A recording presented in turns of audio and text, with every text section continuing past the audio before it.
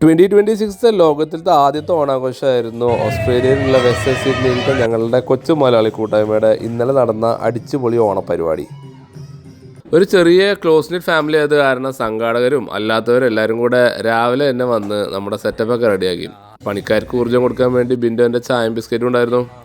എല്ലാ കൊല്ലത്തെയും പോലെ ബിനോയേട്ടനും ടീമാണ് നല്ല അടിപൊളി പൂക്കളിട്ടിട്ട് പരിപാടി കളറാക്കി തന്നത്. പിന്നെ പതുക്കെ തരുണിമണികളും ബാക്കിയുള്ള മെമ്പേഴ്സും എല്ലാവരും എത്തിയതുകൂടി പരിപാടി ഫുൾ ഓണായി.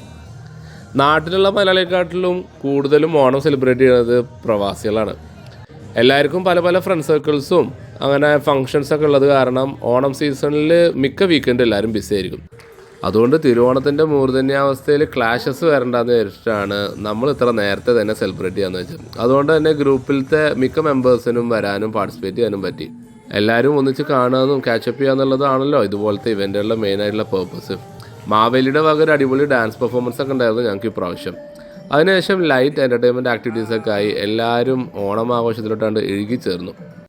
തിരുവാതിരയും ഓണപ്പാട്ടും കൊച്ചുകുട്ടികളുടെ ഡാൻസും പാട്ടൊക്കെ ആയിരുന്നു തുടക്കത്തിലുണ്ടായിരുന്നത്. എമീഡിയൻ ടീമിൻ്റെയും നല്ല തകർപ്പൻ ഡാൻസും ഉണ്ടായിരുന്നു. ഇത് കഴിഞ്ഞപ്പോഴേക്കും സദ്യക്ക് സമയമായി. ഈ സീസണത്തെ ഫസ്റ്റ് സദ്യ ആയത് കാരണം കഴിക്കുന്നവർക്കും വിളമ്പുന്നവർക്കും ഒരുപോലെ എക്സൈറ്റഡ് ആയിരുന്നു. കേറ്ററിങ്ങും കലവറ ടീംസൊക്കെ നല്ല അടിപൊളിയായി പ്രവർത്തിച്ചത് കാരണം എല്ലാവരുടെയും മനസ്സും വയറും നിറഞ്ഞു. കഴിച്ച ചോറും കറിയൊക്കെ പെട്ടെന്ന് ദഹിപ്പിക്കാൻ വേണ്ടിയിട്ട് ഫിദൻ ടീമും അവരുടെ ഡാൻസ് പെർഫോമൻസിൻ്റെ റീൽ എടുക്കാൻ പോയി. ലഞ്ചിന് ശേഷം കലാപരിപാടികൾ അങ്ങനെ തുടങ്ങിക്കൊണ്ടിരുന്നു. നല്ല അടിപൊളി സദ്യ കഴിച്ച് മയങ്ങിക്കൊണ്ടിരിക്കുന്ന പലരെയും ഉണർത്തി വെച്ചത് ഹൈലി എനർജറ്റിക് ആയിട്ടുള്ള ഡാൻസ് പെർഫോമൻസ് ആയിരുന്നു. കുട്ടികളുടെയും വലിയവരുടെയും നല്ല എൻ്റർടൈനിങ് ആയിട്ടുള്ള ഒരുപാട് ഇവൻറ്റ്സ് ഉണ്ടായിരുന്നു. പിന്നെ നമ്മുടെ ടീമിൻ്റെ ടേൺ ആയി കഴിഞ്ഞപ്പോൾ കഴിഞ്ഞൊരു മാസമായി പലതവണ പ്രാക്ടീസ് ചെയ്തിരുന്ന ഡാൻസ് പെർഫോമൻസും അതിൻ്റെ കോസ്റ്റ്യൂംസൊക്കെ ഒന്ന് ഫൈനൽ റിഹേഴ്സൽ ചെയ്ത് ഞങ്ങളങ്ങനെ തട്ടി കയറി. ജീവിതത്തിൽ ഇതുവരെ സ്റ്റേജിൽ കയറാത്ത ഞങ്ങളിൽ പലരും കട്ടക്ക് സപ്പോർട്ടിന് ആൾക്കാർ കൂടുതലുള്ളത് കാരണം തകർത്ത ആടി. ശേഷം പരിപാടി അടിപൊളിയായിരുന്നു ഞങ്ങൾ അങ്ങോട്ടും ഇങ്ങോട്ടും പറഞ്ഞ് സുഖിപ്പിച്ച് സ്വയം കൃതാർത്ഥരായി. പരിപാടി അവസാനിക്കുന്നതിന് മുന്നേ നമ്മുടെ സ്പോർട്സ് ഡേ വിന്നേഴ്സിനൊക്കെ സമ്മാനം കൊടുക്കുന്ന ചടങ്ങ് കൂടി ഉണ്ടായിരുന്നു.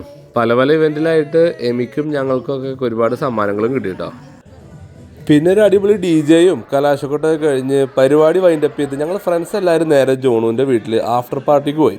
നമ്മുടെ പ്രോഗ്രാമിൻ്റെ റെക്കോർഡിങ്സൊക്കെ പല തവണ റിപ്പീറ്റ് ചെയ്ത് കണ്ട് ആസ്വദിച്ച് പരസ്പരം പ്രൈസ് ചെയ്തും റോസ്റ്റ് ചെയ്തും ഒരുപാട് ചിരിച്ചിട്ടും അതിൻ്റെ ക്ഷീണമൊക്കെ മാറ്റാനായിട്ട് നല്ല അടിപൊളി കഞ്ഞിയും പയറൊക്കെ കുടിച്ചിട്ടാണ് ഞങ്ങൾ അന്ന് ഗുഡ് നൈറ്റ് പറഞ്ഞത്.